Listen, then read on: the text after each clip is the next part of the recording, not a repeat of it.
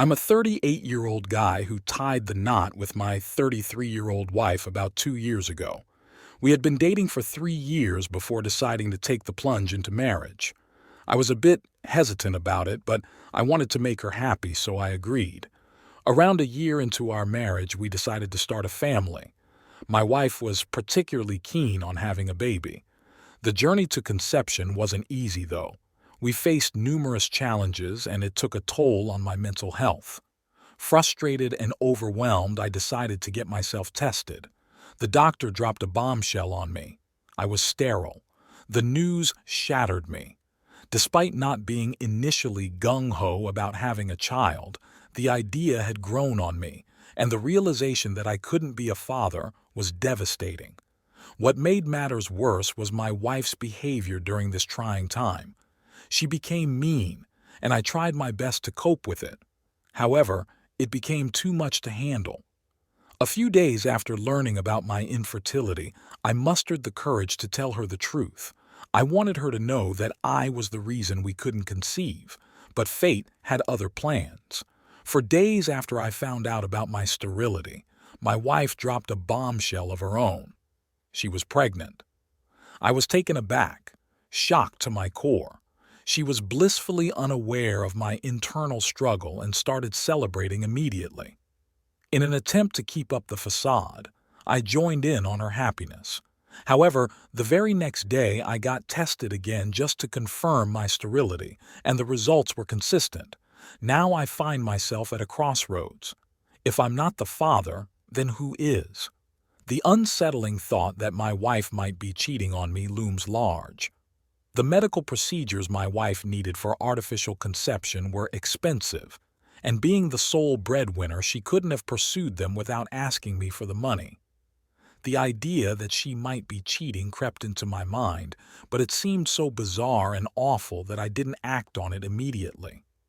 In the days that followed, my wife, oblivious to my internal struggle, was busy planning a grand party to announce her pregnancy. While she radiated joy, I was shattered inside. I had to keep a composed exterior, not letting my turmoil show, as I was determined to get to the bottom of this bewildering situation. I didn't share the ordeal with my family or friends. It felt too personal and uncomfortable to disclose. I couldn't bring myself to talk to my wife either. Time had passed, and I needed to figure out who the father of her child was before confronting her.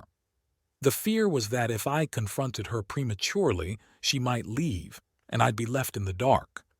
The revelation came on the day of the party, attended by family, friends, and even some of my co-workers. Among the guests was our 27-year-old neighbor, a model striving to make a name for himself. He's undeniably more attractive than me, and my wife had always shown a soft spot for him. They shared common interests and got along well, occasionally having dinners together. As he walked into our house on the day of the party, my wife's eyes lit up. They hugged, and it felt longer and different from her embraces with other guests. While no one else seemed to notice, I sensed something had changed. Suspecting there might be more to their connection, I excused myself to the bathroom but went to our bedroom instead. Trying to find answers, I accessed my wife's laptop. Checking her phone earlier yielded no suspicious results, but her laptop had been a challenge to get to. Whenever I asked what she was doing, she'd deflect, claiming to be working on her novel, which had been ongoing for months. I had respected her privacy, believing she was genuinely engrossed in her writing. My world had shifted, and I was now certain that her novel was merely a guise to conceal the true contents of her laptop. Luckily, there was no password to hinder my access. After some digging, I stumbled upon another email account she had been using alongside her real one. As I sifted through the emails, I was confronted with a cascade of confessions of love from my wife and our neighbor. The real kicker came in the more recent emails, where she revealed her pregnancy to him.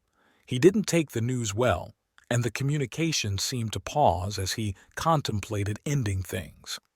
However, my wife was determined to keep him. The most horrifying email unfolded her sinister plan. She had spoken to a friend who was a lawyer, concocting a scheme to file for divorce right after the baby's birth. The reason she had pressured me into having a child was to secure both alimony and child support, intending to run away with our neighbor a few months after the divorce for their supposed happily ever after. The disgust I felt reading that email was indescribable. Cheating was one thing, but the cold calculation to manipulate me in defunding her secret life with our neighbor was beyond comprehension. Despite her excellent acting, I hadn't suspected a thing. Her apparent happiness now seemed almost disturbing. I shook off the nauseating feelings and got to work. I discreetly took several pictures of the incriminating emails on my phone before shutting down her laptop and returning it to its original place. The betrayal stung, but my anger overshadowed everything. The idea of revenge began to simmer within me, fueled by the depth of her deception and the length she was willing to go for her clandestine agenda. I had made up my mind to play along, letting her think everything was okay, until I hit her with the truth when she least expected it. It might sound extreme, but I felt it was necessary to make her understand the hurt, betrayal, and frustration that had consumed me since discovering her dishonesty. For the next 9 months, I played the role of the perfect husband and soon-to-be father. It was challenging, knowing she was lying through her teeth, but the more she pretended, the more determined I became to see my plan through. I attended every doctor's appointment, ensured she took her vitamins, and played the supportive spouse. Finally, a few days ago, my wife went into labor.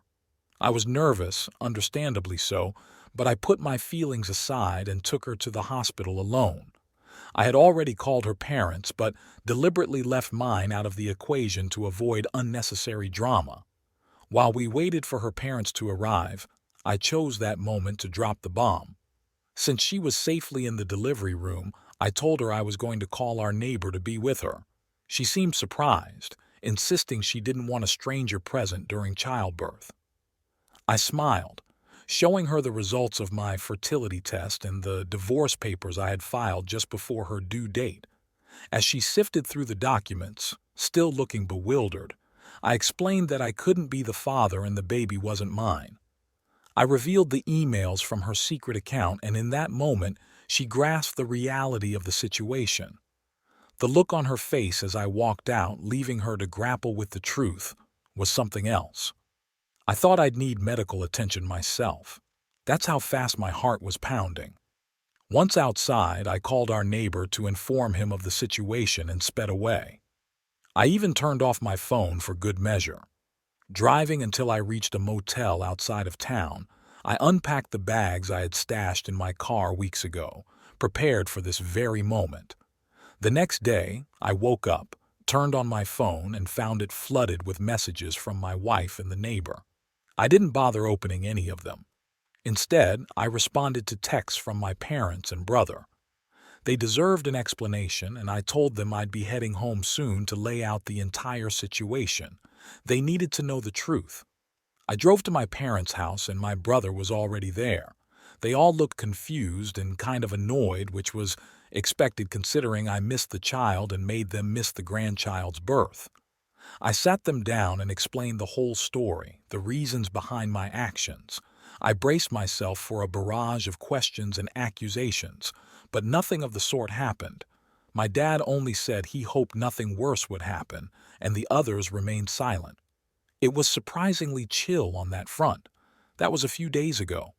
While my family hasn't said much, my wife has gone above and beyond to accuse me of ruining her experience of becoming a mother for the first time. She's been trying to call and text me ever since I left, but I haven't answered anything. Even my neighbor texted me a few hours ago saying my wife was really upset and that we should keep our differences aside for her sake and try to sort things out. I can't believe the audacity these people have. Trying to talk to me like this is some petty disagreement. My neighbor mentioned a couple of other things in his text, like how my wife has started to fall back in love with me during her pregnancy, which was a shock for both of them. He suggested I give our marriage a second chance. I called BS on that because if she's falling for me again, Why is he still in the picture? I don't understand why they think I'm that stupid. My wife is upset, but there's nothing I can do about it. She's mostly angry that I knew everything from the beginning, but chose to be with her and put up with this whole act. Am I the jerk for staying with my wife through her pregnancy and misleading her, knowing the baby wasn't mine and she'd been cheating on me with our neighbor? It's been close to a week since the baby was born, and I've been staying in a hotel room. I haven't been over to see my wife yet, and I don't plan on going. She's still texting and calling me, but I don't know why, as I've made it clear that I'm not interested in speaking to her. I haven't blocked her yet, but I have blocked my neighbor since he took it upon himself to text me, reminding me that my wife still has hope and wants me to get back to her. I'm 100% sure he's doing it, so she'll get something out of the divorce settlement and alimony since both of them are basically unemployed. I want to acknowledge and respect that my wife chose to be a stay-at-home spouse, and that was her decision. It wasn't my suggestion for her to quit her job after we got married. Back when we were dating, she used to work, and I was supportive of that choice. Her decision to stay at home was entirely her own, and I was okay with it, especially considering I earned enough. However, the painful revelation came when I discovered that her stay-at-home role wasn't limited to managing our home. She was also cheating on me behind my back, which is something I find unforgivable. I believe my lawyer can help me avoid paying alimony once we can prove her infidelity. I'm hopeful that the evidence from the secret email account will make this process more straightforward. As for our neighbor, it seems he's still struggling to find lucrative modeling gigs, and managing their expenses with a baby on the way will likely be a challenge for them. I'm grateful to be out of this mess without having to give them anything, not even my attention. The images of the emails exchanged on her secret account are securely saved on my phone and backed up on my laptop. Even if she decides to delete her account, those images will remain as evidence. I'm mentally prepared for any contestation in the divorce proceedings. Despite the situation, I've chosen to give her time to vacate our house instead of forcefully evicting her, considering it's registered under my name. While I hope she realizes the reality of the situation and doesn't prolong the process, I'm mentally prepared for whatever may come. My wife's decided to play hardball and negotiate, not satisfied with the settlement I offered. Honestly, what I put on the table was pretty generous, covering her expenses during our marriage. I can't fathom what miracle she's hoping for, but hey, it's her call. She texted me yesterday, claiming she'd vacated the house. Excitedly, I headed back home, only to find out she moved across the street into our neighbor's house. Now I'm stuck seeing her and her boyfriend every single day. I thought about going back to living in a hotel, but this is my house and I'm not budging. I won't pack up and leave just because they want to make me uncomfortable.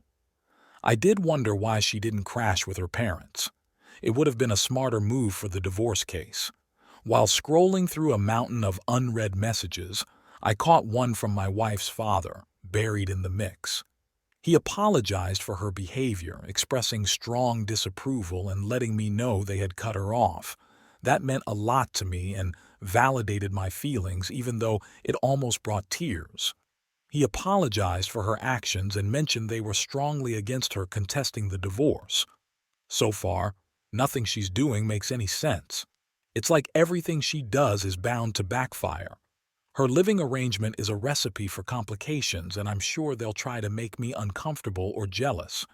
But I'm dead set on not letting them get under my skin because I know they'll use that against me.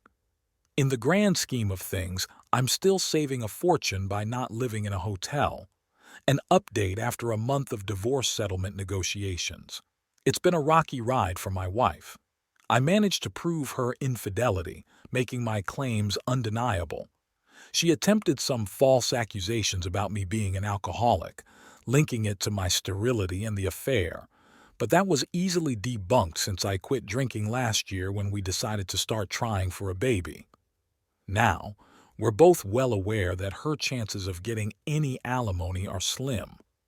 Recently, she was abruptly kicked out of her boyfriend's house with her baby. I witnessed the whole ugly scene from my living room. When I saw him shove her out carrying the baby, I rushed to help. Forget animosity, I couldn't let an innocent baby suffer for something that wasn't his fault. By the time I reached their doorstep, the door had already slammed shut. I carried the baby, grabbed my wife's hands, and led them back to my house. I called her father, who showed up within an hour and took them away. During that hour, both my wife and the baby were in tears, and I found myself calming them down. I wanted to call the cops, but she persuaded me to let it go, not wanting more trouble. She apologized profusely, admitting she'd lost her self-respect and morals and her desperation to be with the one she loved. She expressed genuine remorse, promising to accept whatever happens and not negotiate anymore, speeding up the divorce finalization. Despite everything, I don't regret being a decent person throughout this ordeal. I hope she eventually decides to press charges and finds healing for herself.